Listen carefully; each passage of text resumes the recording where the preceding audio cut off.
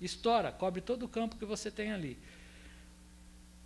Então, quando você está com uma amplificação média lá, você está com um campo muito menor que a Lua, tem meio grau só de tamanho. E qualquer coisa aqui na Terra mexe. Você fica olhando no telescópio e pede para um cara fazer assim do lado e você vê aquilo vibrando.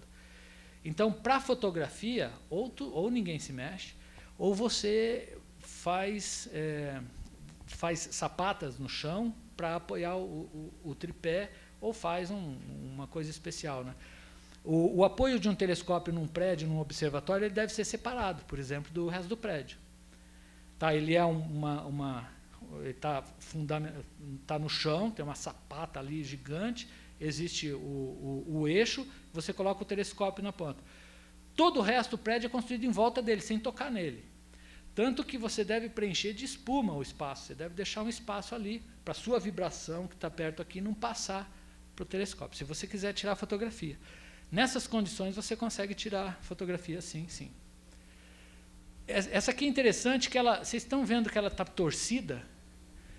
Ela tem lá o giro, e aqui no meio, essa parte está mais para baixo do que essa. Então, aqui ela tem um giro nesse sentido aqui, ó, no mesmo plano aqui, ao mesmo tempo que ela está assim.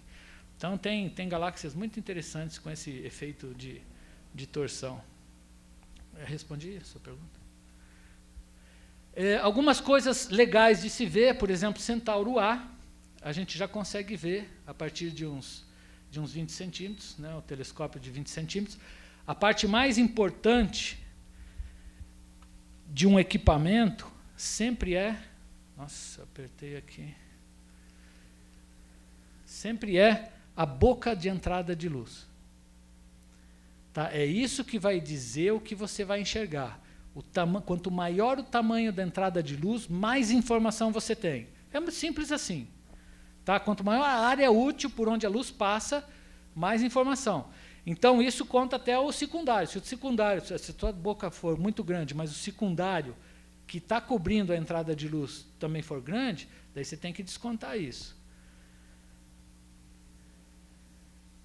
Geralmente, isso não está considerado naquelas equações, né, de magnitude. Para cada boca você tem uma magnitude magnitude teórica que você consegue enxergar, né? Por exemplo, Tritão é um satélite, está longe pra caramba, é de Netuno, Urano, essas coisas me falham,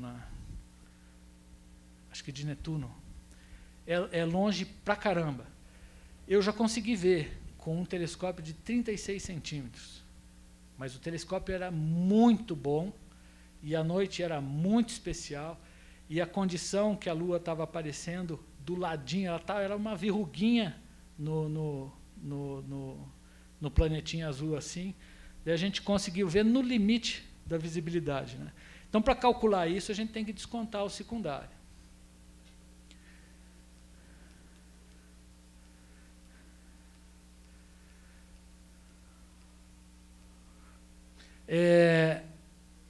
Então, quanto maior, melhor a gente consegue ver. O tamanho que a gente vê não é muito importante. Às vezes você vê Marte desse tamanho, mas não consegue, você vê um borrão. Ou você vê uma bolinha bem pequenininha, assim, mas bem definida, a calota polar você vê branquinha de Marte, né? Então, o que interessa é a entrada de luz. Isso aqui dá para ver, a gente vê esse anel, não colorido assim, ele fica colorido porque isso foi obtido através de uma imagem de longa exposição. Atualmente, com a técnica digital, aí a coisa é meio diferente, daí não é tempo de exposição, você faz o empilhamento de fotos. E ela tem uma vantagem sobre a técnica de filme, que é a seguinte: o filme você deixa aberta a câmera, ele vai pegando tudo que chega, e ele registra o ruído também. A máquina digital também registra o ruído, só que ela tem frames, tem cada fotinho registra o ruído.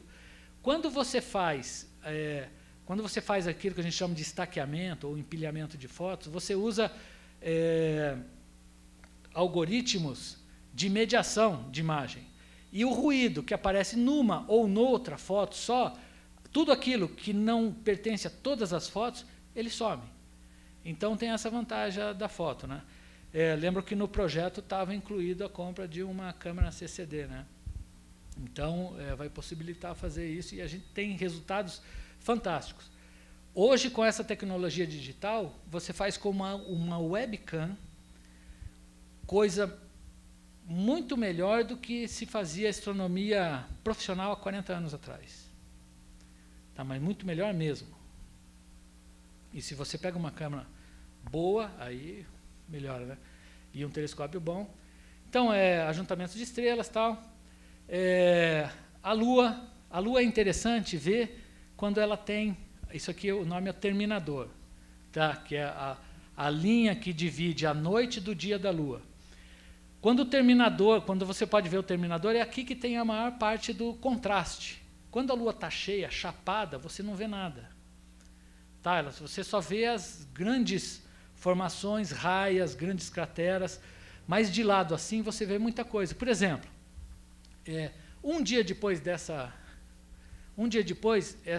a luz está um pouco mais para cá. É o dia predileto que eu gosto de ver. Existe um tal de Monte Python, que é um morrinho de 6 km de altura que tem lá, e que você vai observando, ao longo de uma hora você vê a sombra dele diminuindo. Porque, entende? Você vê o Sol invadindo as crateras, né? Você vê muros que não são possíveis. O muro reto, por exemplo, que é uma formação de centenas de quilômetros, como se fosse um muro que alguém tivesse construído na Lua, por isso que tem esse nome, ele é possível ver só um dia depois do crescente. Depois, as condições de contraste e sombra que o Sol faz torna ele virtualmente invisível, né? Então, a Lua, o melhor dia que tem para a gente mostrar para a comunidade é tipo entre a nova e o quarto crescente. Tá? Quando a Lua está um pouco menor que isso. Então, ela está no final do céu, você vê lá, está mostrando a Lua para as pessoas, e lá por umas 8, 9, 10 horas ela some, e daí você tem, para aqueles que resistem depois desse horário, daí é porque querem ver mais astronomia mesmo. Então, você mostra lá o feijão com arroz, que é a Lua, e é bonito pra caramba, e nós temos clubes, o Luna, por exemplo, aqui do Paraná, é um clube que faz atividade só de observação lunar. E depois vê lá os planetas e outras coisas, né? Eclipses, esse aqui, por exemplo, é um que eu vi. O nome dessa foto, desse tipo de foto, é anel de diamante, porque parece um anel de diamante. Tá na cara, né? É quando o Sol está imediatamente antes de fazer o eclipse total, ou quando o eclipse acaba de acabar e ele parece uma pontinha do Sol, daí ele pum, pega fogo assim, daí você não consegue mais olhar, e daí tem que se proteger. E aqui é com filtro, né, o mesmo eclipse. Aqui só para... A gente costuma achar que eclipse é raro, mas não é não. Um eclipse total solar acontece a cada ano e meio. O eclipse solar, ele tem chance de acontecer 2 vezes por ano. Aqui, ó, uma média, 237,8 vezes por século. Então, você vê, é mais de 2 vezes por ano que a gente tem aqui, né?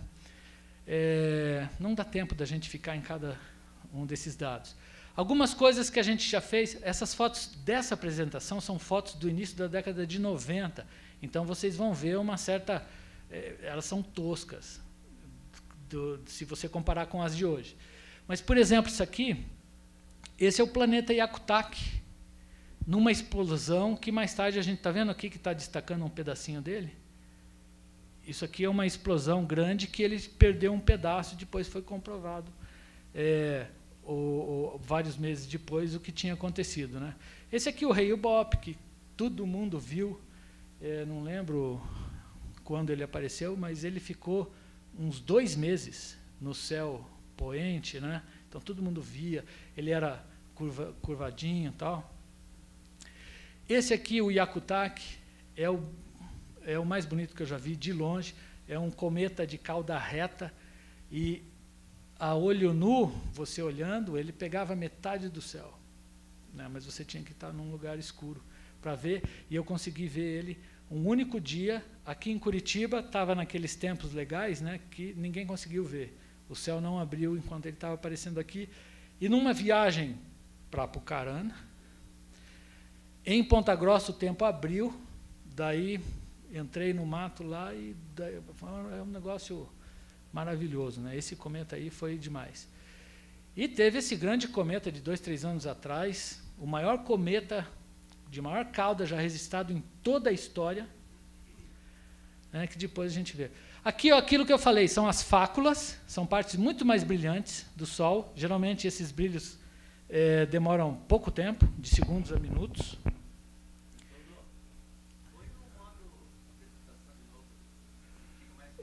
Eu nem notei que estava... É? Deixa eu ver se é isso aqui. Me desculpe, eu nem percebi que estava no... Obrigado, Ricardo. E aqui, isso é aquilo que eu falei, né? Aqui provavelmente existem linhas magnéticas, elas estavam aqui indo de um lugar para o outro, elas quebraram e todo esse plasma aqui está sendo arremessado para o espaço. Tá? Por sorte nossa, a maioria dessas coisas acontecem como se fosse o Trópico de Câncer e de Capricórnio do Sol. Lá não existe isso, mas eu estou fazendo uma analogia. Porque se acontecesse exatamente no Equador, que está virado para a gente, se isso fosse lançado exatamente direto para a gente, é muito provável que a gente perdesse todos os satélites e que 30% de todas as subestações derretessem seus transformadores. Já existem casos, por exemplo, um transformador de uma subestação do Canadá alimentava ali metade, 1/3 da parte habitada lá, ele foi destruído por um problema desse. Então, o que é? Isso aqui é plasma, então ele carrega campo elétrico e magnético junto. Quando isso, ou parte disso, ou só o ladinho disso chega aqui na Terra, ele acopla com circuitos de acoplamento magnético. Onde que nós temos espiras na Terra, antenas magnéticas? Uma espira, que é um laço que você dá com um condutor, não precisa ser um laço, ele pode estar reto também. Onde que a gente tem isso? Linhas de transmissão de potência. Centenas, às vezes milhares de quilômetros, o campo magnético acopla, induz corrente e torra os transformadores da subestação. Esse é o processo. E no caso dos satélites, isso pode ser tão forte quanto um pulso magnético provocado por uma detonação nuclear. Né? Então, o pulso magnético, ele estraga todas as junções eletrônicas. Né? Em eletrônica a gente tem aquelas junções de material, silício, dopado mais ou menos, negativamente, positivamente. Essas junções têm umas propriedades que quando o pulso de radiação é muito rápido e energético, você torra, ela para de funcionar. Tudo que é eletrônico para de funcionar. Esse é um dos motivos pelos quais os MIGs, que são fabricados até hoje, se não me engano, pelo menos tem turismo lá, você pode comprar aqui nas lojinhas passeio com MIG. Os MIGs são até hoje baseados, a parte principal, em válvulas, né, que elas não derretem nesse caso.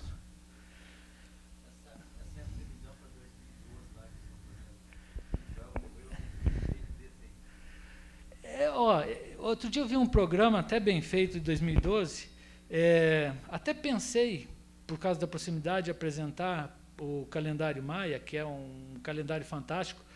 Os maias, no meu ponto de vista, devem ser idolatrados, porque eles, de longe, foram os melhores astrônomos desse planeta. Eles colocam os egípcios no chinelo, fácil, em matemática e astronomia. E o calendário deles, até hoje, é o mais perfeito. Os maias não existem mais há 600 anos. E eles ainda estão prevendo eclipses. E erram por segundos. Está tudo escrito nas pedras. Né? E daí tem os seguintes problemas. Os caras falam, pô, 2012, o calendário maia ele é cíclico. Ele começa e acaba. Não é igual ao nosso, que sempre vai continuar. O nosso sistema, o número do ano vai sempre continuar. O deles demora lá milhares de anos, mas ele começa e termina. Eles acreditavam que a cada término do calendário, como o calendário era